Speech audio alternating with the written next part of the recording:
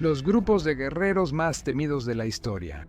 La humanidad siempre ha estado involucrada en guerras y combates de algún tipo, desde el principio de los tiempos. Durante los innumerables conflictos que han azotado el mundo, hay algunos grupos que se han forjado una reputación por su ferocidad, habilidad y letalidad. Estos son algunos grupos a los que no querrías enfrentarte en batalla. Los Arditi. Para la Primera Guerra Mundial, la época del guerrero había terminado, reemplazada por la era del soldado, una pequeña pieza en una máquina cada vez más industrializada. Sin embargo, hubo algunas unidades que aún encarnaban el espíritu guerrero incluso en la era moderna. Para romper el estancamiento de las trincheras, los jefes militares italianos formaron una nueva unidad, diseñada para actuar como tropas de asalto y tomar posiciones enemigas, usando tácticas agresivas y audaces al borde del peligro. Conocidos como los Arditi, que significa los audaces, esta unidad estaba compuesta por voluntarios, a menudo provenientes de las tropas de montaña Alpini o Bersaglieri, y a diferencia de los soldados de asalto de Alemania y Austria-Hungría, no eran considerados infantería, sino una rama separada del servicio. Sus unidades eran más pequeñas que las de la infantería típica, con solo 4 oficiales, 41 suboficiales y 150 hombres. Como la mayoría, los soldados de asalto confiaban en la velocidad y sorpresa para lograr sus objetivos. Aquí es donde terminaban las similitudes.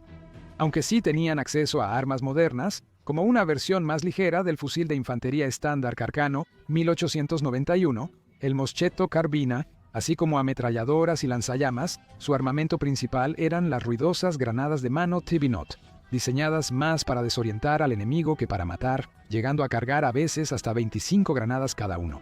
También portaban una daga letal de combate.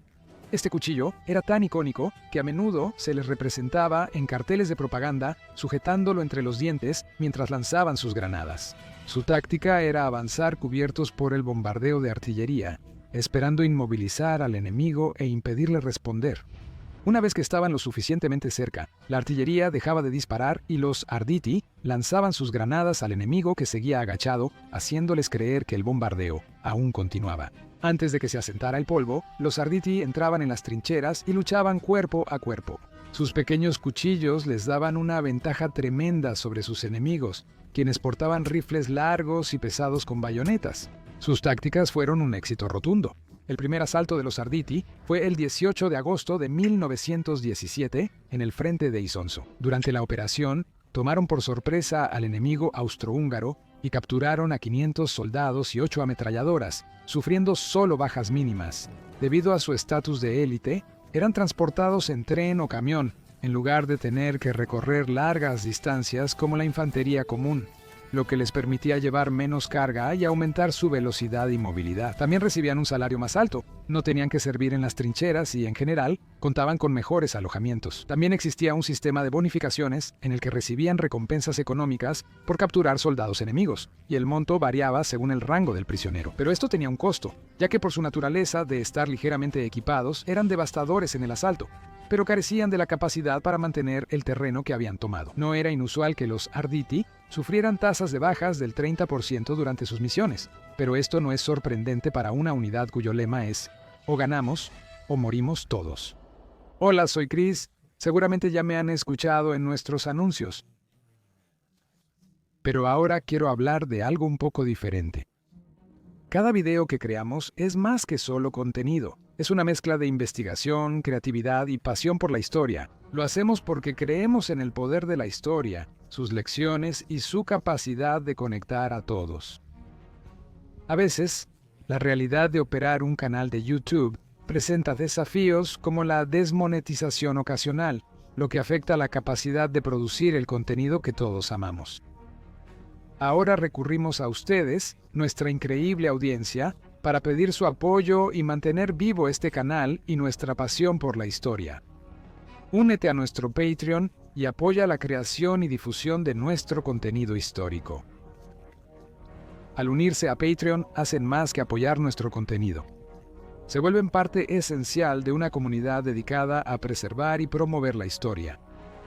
Recuerden, cada apoyo realmente marca la diferencia. Si quieren saber más sobre cómo pueden ayudar, por favor sigan el enlace que está abajo. Gracias, como siempre, por su interés y su hambre de historia. Los Gurkhas. El nombre proviene de la ciudad de Gorkha, en el centro de Nepal. En el siglo XVIII, Prithvi Narayan Shah unificó Nepal al conquistar los principados vecinos y crear un imperio fuerte.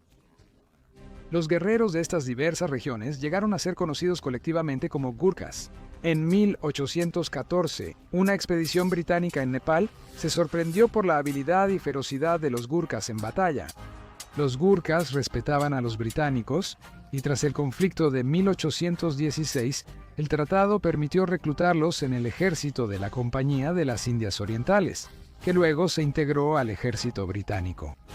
Este fue el comienzo de una de las alianzas más grandes en la historia militar.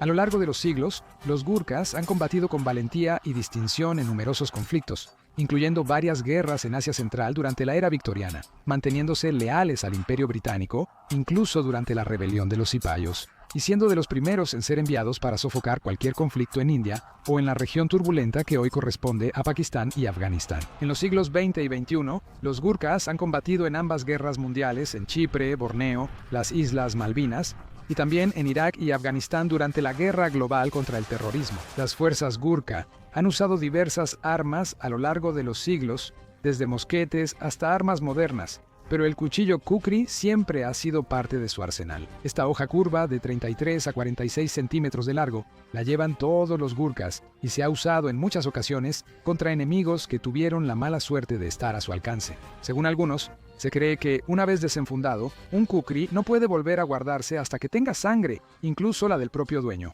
Aunque esto es una exageración, lo más probable es que el cuchillo se use para preparar comida y no para derramar sangre. La mayoría de los relatos describen a los Gurkhas como amigables fuera del combate.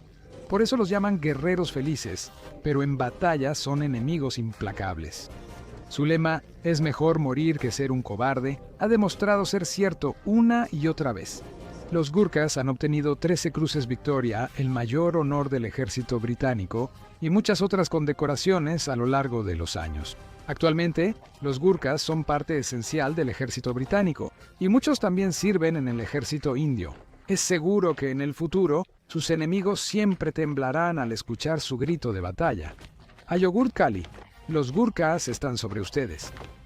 Guerreros zulúes. A principios del siglo XIX, bajo el liderazgo del poderoso rey Shaka, el pueblo zulú forjó uno de los reinos más poderosos de África. Su poderío militar les permitió conquistar a sus vecinos y establecerse como un gran oponente a la colonización europea en el sur de África. El ejército zulú se apoyaba en el sistema Amabuto, reformado durante el reinado de Shaka. Jóvenes de todo el reino eran reclutados en regimientos llamados Ibuto, comúnmente conocidos como Impi. Estas unidades vivían en sus cuarteles y usaban los mismos adornos, como plumas o pieles, para diferenciarse de otros Impi, bajo el mando de guerreros mayores y experimentados como oficiales. Los hombres eran la fuerza militar del rey Zulú, pero también hacían labores policiales, trabajaban y ayudaban en las cacerías del rey. Como en la mayoría de los ejércitos, existía una intensa rivalidad entre los diferentes servicios, con los distintos regimientos compitiendo por la supremacía. Frecuentemente había peleas y mientras solo se usaran garrotes u otras armas contundentes, casi no intervenían para detenerlas. Solo cuando se usaban lanzas, los oficiales intervenían para detener la pelea. 2 regimientos se enfrentaron, resultando 70 muertos y muchos heridos. La parte más icónica del equipo zulú era el escudo. Existen varios tipos, muy distintos en tamaño y forma, pero casi siempre hechos con piel de ganado en guni. El tipo más común en el campo de batalla era el isilangu, de forma oblonga y de aproximadamente 1,5 metros de altura. Se hacía una hendidura en la piel para insertar un bastón de madera. Estos escudos eran resistentes, aunque casi no protegían contra las armas de fuego europeas. Antes de que Shaka llegara al poder, el arma más común era una lanza arrojadiza llamada assegai. Aunque seguía usándose principalmente para atacar a distancia, fue reemplazada por una lanza corta de hoja ancha llamada iklwa, que se utilizaba para apuñalar y atacar a corta distancia. El nombre iklwa se relaciona con el sonido que hacía el arma al sacarla de la carne de una víctima. Los zulúes usaban el knobkerrie, un garrote de madera capaz de triturar huesos con cada golpe. También tenían armas de fuego, usualmente mosquetes de chispa antiguos que conseguían por comercio, aunque su efectividad en batalla era limitada. Debido a que los zulúes carecían de un sistema logístico, los guerreros sobrevivían de lo que encontraban en la tierra, lo que significaba que las campañas zulúes eran a menudo cortas y agresivas. La ausencia de un gran tren de suministros les permitía moverse rápido, cubrir grandes distancias y sorprender a sus enemigos. Se cree que un impi podía recorrer 80 kilómetros en un solo día durante una campaña, aunque lo más común eran 32 kilómetros. La guerra zulú aprovechaba su mentalidad agresiva con combate cuerpo a cuerpo y la táctica de cuernos de búfalo. Un ejército zulú avanzaba. La cabeza del búfalo, con los guerreros más agresivos, enfrentaba y retenía al enemigo. Detrás de ellos estarían los cuernos, formados por los corredores más rápidos. Cuando llegaba el momento adecuado, salían desde detrás de la cabeza y rodeaban al enemigo. Rodeado, su enemigo sería destruido o rompería la formación y sería eliminado mientras intentaba huir. La parte final, los lomos, la formarían guerreros más experimentados y sensatos. Ellos actuarían como reserva, proporcionando refuerzos según fuera necesario. Utilizando estas formidables tácticas, Shaka forjó un extenso reino en Sudáfrica, convirtiéndose en una potencia dominante en la región. En años posteriores, el reino zulú fue un gran obstáculo para la expansión europea en la región. En 1879, en Isandlwana, un ejército zulú derrotó a una gran fuerza británica. La rapidez del avance zulú sorprendió a los británicos, cuya formación abierta los volvió vulnerables al combate cuerpo a cuerpo, donde los zulúes destacaban, provocando la peor derrota colonial ante una fuerza indígena. Hoy en día, los zulúes son el grupo étnico más grande de Sudáfrica, representando alrededor del 60% de la población. Los comanches. La introducción del caballo en América del Norte a finales del siglo XV por los conquistadores españoles cambió para siempre la vida de los pueblos indígenas que habitaban las grandes llanuras en el centro de lo que hoy es Estados Unidos. Ninguna tribu utilizó el caballo de manera más efectiva ni luchó con tanta ferocidad a caballo que los comanches, conocidos como los señores de las llanuras por su destreza en combate. Los comanches fueron en su momento parte de la tribu Shoshone y habitaban lo que hoy es Wyoming. A finales de 1600, muchos se separaron y formaron su propia tribu. Se mudaron al sur, usando caballos como la base de su nuevo estilo de vida, desplazando a otras tribus a lo largo de su camino. Entre los enfrentamientos más famosos se encuentran los que tuvieron con los apaches, a quienes casi aniquilaron, obligando a los sobrevivientes restantes a desplazarse hacia el suroeste. Aunque se llamaban a sí mismos Numuna, que significa el pueblo, su naturaleza beligerante les dio el nombre de Comanche, una deformación de una palabra de la tribu Ute que significa aquellos que siempre luchan contra nosotros. Los comanches nunca fueron un pueblo unificado, sino más bien un conjunto de numerosas bandas que llevaban un estilo de vida nómada, utilizando sus caballos para seguir a las vastas manadas de búfalos a lo largo de las grandes llanuras del sur, en lo que hoy son Texas, Oklahoma, Nuevo México, Colorado y Kansas. En total, los comanches controlaban alrededor de 620,000 kilómetros cuadrados de territorio en su apogeo. La guerra comanche giraba en torno al caballo. Como uno de los primeros pueblos en adoptar la equitación, los comanches superaban por mucho a otras tribus nativas americanas en su destreza para montar y a menudo luchaban desde el caballo en lugar de usarlo solo como medio de transporte. La lanza era el arma más icónica de los comanches. Con puntas de piedra astillada y más tarde de metal, estas armas podían alcanzar hasta 4 metros y 30 centímetros de longitud y podían usarse desde el caballo, con una o dos manos, para apuñalar al oponente. El uso de un arma así era una muestra de valentía, ya que el guerrero tenía que acercarse al enemigo en vez de atacar desde lejos. También usaban muchas otras armas, incluyendo arcos, garrotes de piedra y hueso, hachas y cuchillos de piedra y más tarde de metal, y finalmente armas de fuego. También usaban escudos de piel. El saqueo era una táctica favorita de los comanches. Descendían sobre el objetivo usando sus caballos para cubrir largas distancias rápidamente. Los ataques eran brutales. Los que se resistían eran asesinados y mujeres jóvenes y niños hechos prisioneros. Aunque los relatos pueden estar exagerados, a menudo torturaban a sus cautivos y los usaban como esclavos, lo que aumentaba su temible reputación. Los comanches eran tan feroces que fueron uno de los principales obstáculos que impedían que los territorios españoles y franceses se expandieran más allá. Combatieron numerosas guerras contra mexicanos, tejanos y luego contra Estados Unidos, resistiendo ferozmente cualquier invasión a su territorio. A mediados del siglo XIX, se libraron múltiples guerras contra los Estados Unidos, que estuvieron entre los conflictos más brutales y sangrientos entre las tribus nativas y los colonos estadounidenses. Su estilo de vida nómada impedía que fueran acorralados y que se les pudiera dar un golpe decisivo. Aunque eran hábiles, fueron vencidos y forzados a vivir en reservas, terminando su vida nómada. Actualmente existen unos 10.000 comanches, sobre todo en Oklahoma, Texas, Nuevo México y California. Los maoríes. Los maoríes llegaron a Nueva Zelanda en algún momento del siglo XIV, convirtiéndose en los primeros habitantes de las islas. Al establecerse, formaron muchas tribus en las islas y casi siempre estaban en guerra, lo que originó rituales complejos relacionados con la guerra. El combate forma parte de sus mitos de creación, donde los hijos de las primeras deidades luchan y el panteón tiene numerosos dioses de la guerra. Los clanes peleaban entre sí por varias razones, incluyendo la tierra y los recursos, para vengar insultos o para aumentar el mana o poder espiritual. Los asentamientos solían ser atacados, por lo que se protegían con los pa, estructuras defensivas formadas por terraplenes y empalizadas de madera en anillos concéntricos. Durante las temporadas de guerra, las tribus enviaban grupos de guerreros que a menudo sumaban entre 100 y 140. Un jefe de guerra lideraba y motivaba a los hombres, luchando al frente y enfrentando al campeón enemigo más fuerte para ganar más mana. El jefe estaba en el centro de la acción. Si él moría, el resto de sus guerreros huiría. Como preparación para la batalla, los guerreros maoríes realizaban una danza llamada haka, que consiste en cantar, pisotear, golpearse a sí mismos y hacer gestos de violencia estilizada, junto con expresiones faciales intimidantes, como abrir mucho los ojos y sacar la lengua. Los guerreros también se tatuaban extensamente, cubriendo sus cuerpos con marcas distintivas, cada una con un importante significado cultural, lo que intimidaba aún más a sus rivales.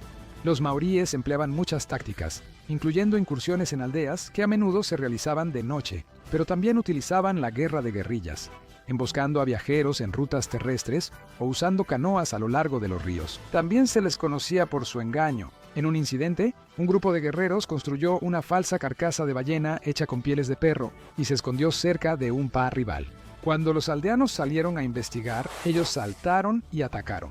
Las armas utilizadas por los maoríes estaban diseñadas para el combate cuerpo a cuerpo y casi no incluían armas de largo alcance, aunque adoptaron los mosquetes después del contacto con los colonos europeos. El patu, o garrote, era un arma común que podía fabricarse con roca volcánica o basalto, hueso de ballena o madera. Había un bastón largo de madera llamado tayaya, usado como arma y símbolo de autoridad.